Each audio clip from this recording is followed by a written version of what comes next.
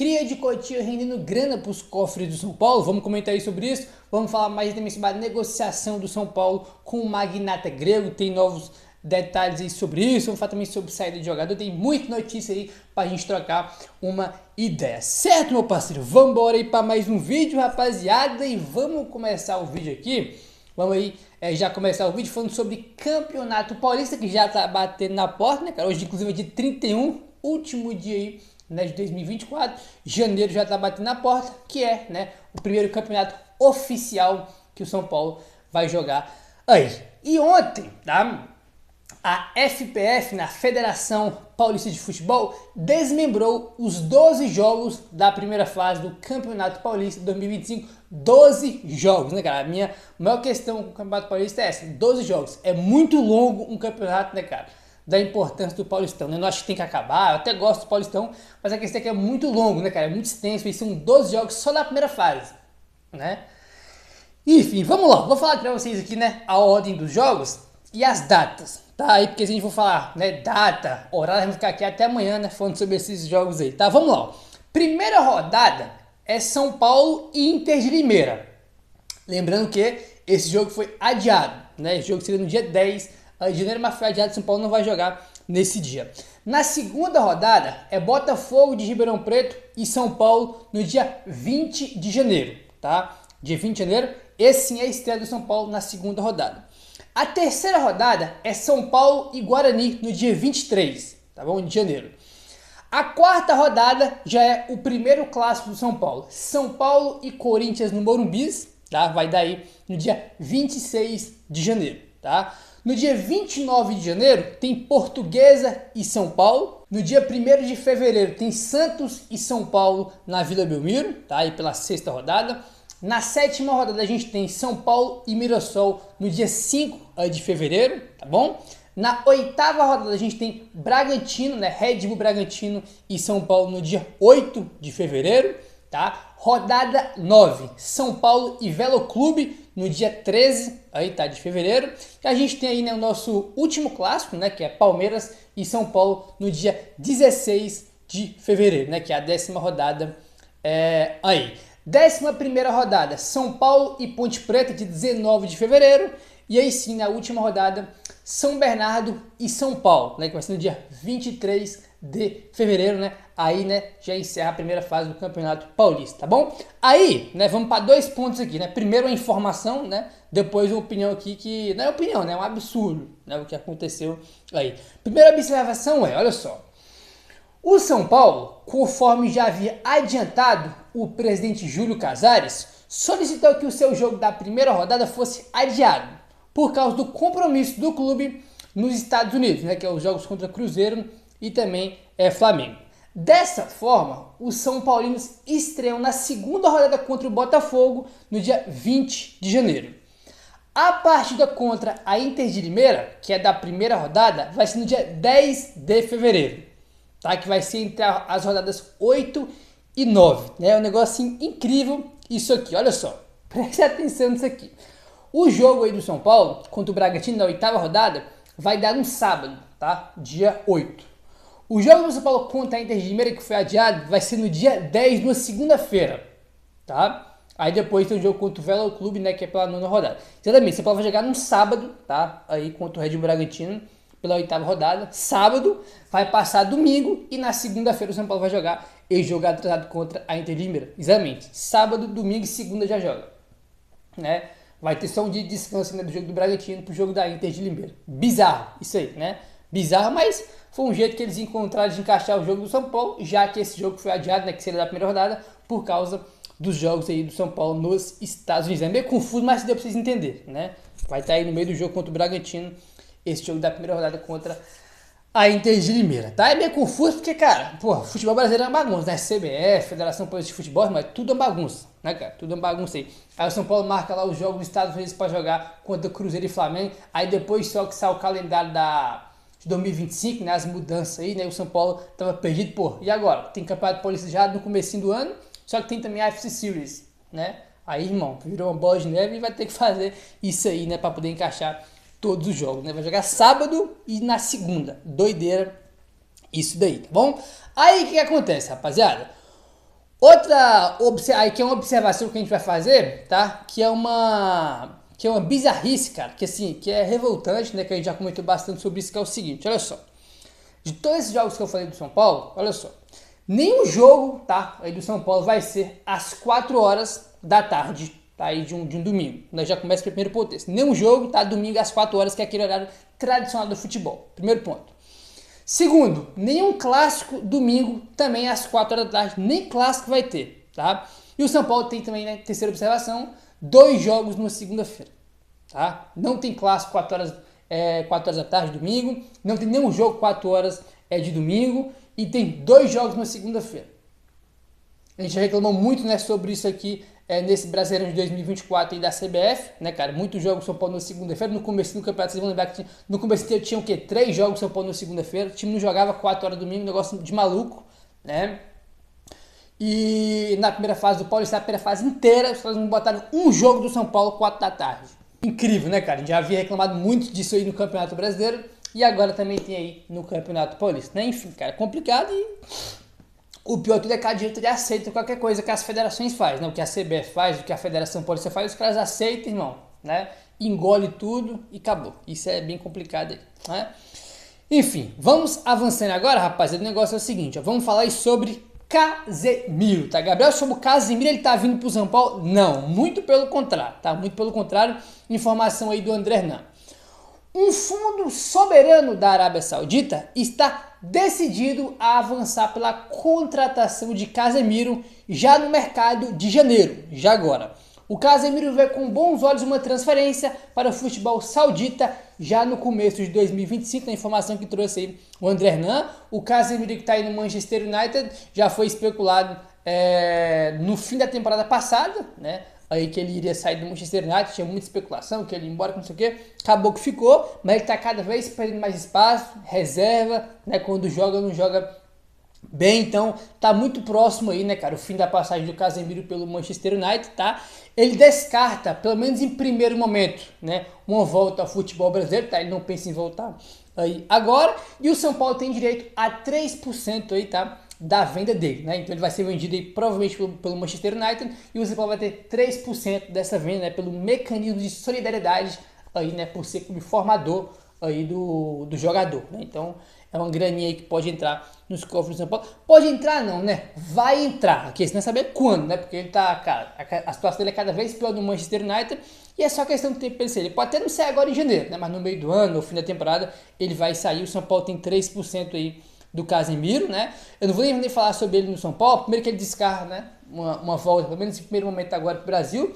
E outra, né, rapaz? A galera sempre fica, pô, o Casemiro tem que voltar, que não sei o que, cara. O Casemiro já deu algumas entrevistas, né? E ele sempre falou, né, o quanto ele é grato pro São Paulo, né? Que as coisas que ele comprou, né, cara, né, pra ele, pra família dele, né? O comecinho ali foi por causa do São Paulo, ele disse que é muito grato por causa do São Paulo. Mas, cara, toda entrevista que eu vejo dele, irmão, eu não vejo nenhum pingo de vontade dele de voltar pro São Paulo. Nenhum pingo, né? Até porque ele nunca deu também nenhum indício, né, de que quer voltar pro São Paulo um dia, né? Mas tem um jogador, cara, que eu não tenho nenhuma expectativa que ele volte pro São Paulo um dia. Seria muito bacana, né? Porque depois o cara virou um jogadoraço. Espetacular aí, não tá no auge dele mais, evidentemente, né? Até porque pode ir para a Arábia Saudita, mas seria espetacular ter de volta no São Paulo. Mas eu confesso que não tenho expectativa, né? Porque ele não dá essa expectativa, né? Como o Lucas, por exemplo, já dá expectativa, a gente sempre teve, né? Que ele voltasse para o São Paulo. O Antony mesmo, né? Que também está no Manchester United, já falou que um dia vai voltar, a gente tem essa expectativa que ele volte. O David Neres já falou que um dia quer voltar para o São Paulo também. Né? Então esses caras, não. Óbvio, né, rapaz, que o cara fala não significa que o cara vai vir. Mas, pô, o Casemiro não dá nenhum indício, né? De que quer vir aí, de que quer voltar para o São Paulo. Muito pelo contrário. Né? Mas enfim, ele pode render mais uma grana aí para os cofres do São Paulo. Bom, vamos avançando agora, rapaziada. E o negócio é o seguinte: comentamos com vocês no vídeo de ontem, né? O São Paulo aí tá, a informação que o UOL trouxe, São Paulo tá aí com um negócio muito bem encaminhado já com Evangelos Marinax para ter aquele investimento aí nas categorias de base do São Paulo e também para o time profissional, né? Já comentamos bastante aí sobre isso. Falta um detalhe ou outro para poder fechar. Comentamos ontem que um dos detalhes que falta ainda definida para poder sacramentar o acordo, um deles é a questão da porcentagem, né? Se o São Paulo vai ter 60%, 70%, né? Se o Grêmio fica com 30%, com 35%, com 40%, com 20%, a porcentagem na divisão, né, que o Grêmio vai ter e que o São Paulo vai ficar é o que está sendo discutido aí ainda, tá bom? Um dos motivos que ainda falta para o negócio ser sacramentado.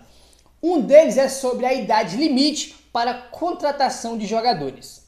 Ambos entendem, tanto o Grêmio quanto o São Paulo, que jogadores acima de 21 anos já perdem mercado na Europa.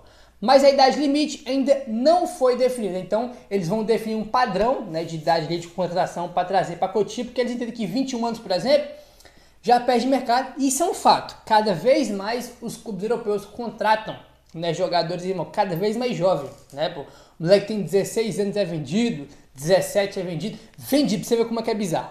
Os jogadores, né, cara, os mais jovens, eles só podem ir para a Europa, né, sair do Brasil, quando eles completam 18 anos. A gente está cansado de ver já nos últimos anos os clubes contratam o jogador, né, bem antes de fazer 18 anos, aí ele fica no Brasil até 18 anos e depois só ele vai. Isso aconteceu com vários jogadores. Se não me engano, o Vitor Roque foi assim, né? Não sei se ele foi vendido, mas eu acho que ele foi vendido antes de completar 18, eu não tô maluco. Né? O próprio Vinícius Júnior lá atrás no Flamengo. Né? O Estevão agora, por exemplo, né? Já foi vendido pro Chelsea, né? Já tem algum tempinho, já de alguns meses, e vai jogar até completar 18 anos. Então, isso está cada vez, cara, é mais normal, que é os clubes virem buscar os jogadores, irmão, até antes deles poderem ir. Né? E um jogador que tem, irmão, 20 anos, 21, 22, os caras já perdem muito mercado. Isso é um fato, então, esse é um dos pontos que falta definir, né? Um padrão ainda de idade para trazer dos outros clubes para o São Paulo. Né? Esse é um ponto aí também bastante importante aí, tá bom? Aí, rapaz, falando já sobre a questão do São Paulo, já comentamos sobre isso. Agora, olha só. Essa é uma questão, né, que muitas pessoas ficam, porra, não pode fazer parceria, né, arrumar investimento com qualquer um. Isso é verdade, né, o cara tem que ter como eu posso falar, cara, uma boa imagem no mercado, tem que ter um histórico bom. E o Marinakis, cara, tá indo muito bem com seus clubes. Aí ele não vai ser dono do São Paulo, mas evidentemente que é bom a gente ter uma imagem positiva, né, que o cara faz bons trabalhos nos clubes dele. E olha só que interessante. O Evangelos Marinakis, o grego que está negociando uma parceria com o São Paulo, recebeu 2 prêmios nas últimas semanas, tá? Ele recebeu aí o prêmio de Golden Boy Award, que é assim que se pronuncia, né? Que significa o quê? É um reconhecimento dado ao melhor gestor futebolístico da temporada, tá? E o outro prêmio que ele ganhou foi o Globe Soccer, né, Award, que eu também acho que é assim que se pronuncia, que significa, né, aí que é representar o Olympiacos, um dos seus clubes, que foi eleito a equipe revelação do ano, né? O Olympiacos que domina, né, cara, o futebol na Grécia, que é um dos times aí do Evangelos Marinakis. Inclusive, né, cara, eu tava olhando, né, tranquilamente o Twitter nessa última semana e eu me deparei com a informação de que o Nottingham Forest, né, cara, é o vice da Premier League, né, cara? Tá atrás do Liverpool, né? Tá na vice-liderança aí, o Liverpool é o líder. E em segundo tá o Nottingham Forest, na frente de Chelsea, de Arsenal, de City, de todo mundo. Só tá atrás do Liverpool aí. E eu gosto de acompanhar o futebol europeu, a Premier League, né? Eu sempre gostei bastante de acompanhar. Mas nessa temporada especificamente, tô acompanhando bem pouco, né? Eu nem tinha noção que o Nottingham Forest estava em segundo, que é o time do Marinakis. Né? Então o cara conseguiu, mano, colocar o Nottingham Forest em segundo lugar da Premier League.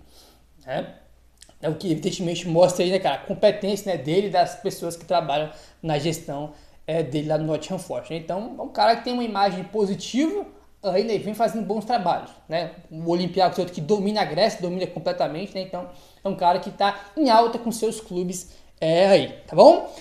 Rapaziada, tivemos ontem a notícia, né, de que o Caio Mateus vai sim emprestado para o Coritiba, né, empréstimo de 1 ano. Ele já tem mais um ano de contrato com o São Paulo, que significa que ele vai ser emprestado para o Coritiba. Acabou o empréstimo em 2025, ele não vai ter mais também contrato com o São Paulo. Né? Acabou o empréstimo lá, automaticamente já acaba o contrato dele com o São Paulo, tá?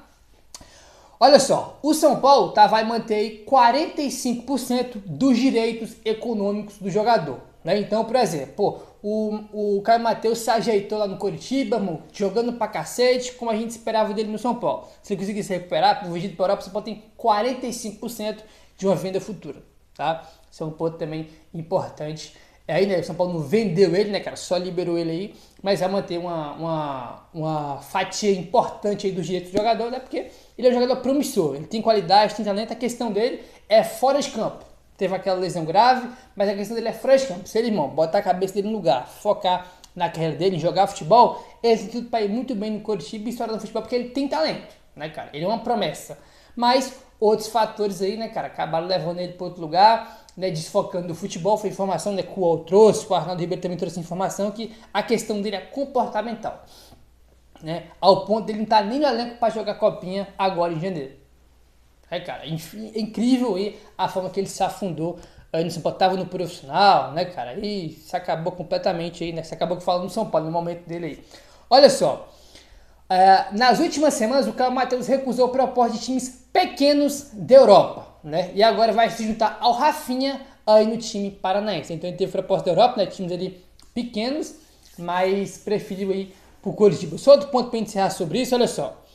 O jovem da base, tá? Renovou o seu contrato quando estava em alta, né? E ele tem um salário alto considerado para a base, né? Ele estava em alta quando recebeu esse aumento, essa renovação de contrato, estava fazendo gol no profissional sul-americano, estava bem, na expectativa que ele subisse logo e estourasse, né? E quando ele renovou com um salário alto, né, irmão? Um salário alto padrão Cotia, né? Se você for comparar os jogadores de Cotia, ele tem um salário acima aí da média do que é, né, o padrão que os jogadores de lá recebem. Então, um dos motivos também do São Paulo estar liberando ele aí, né?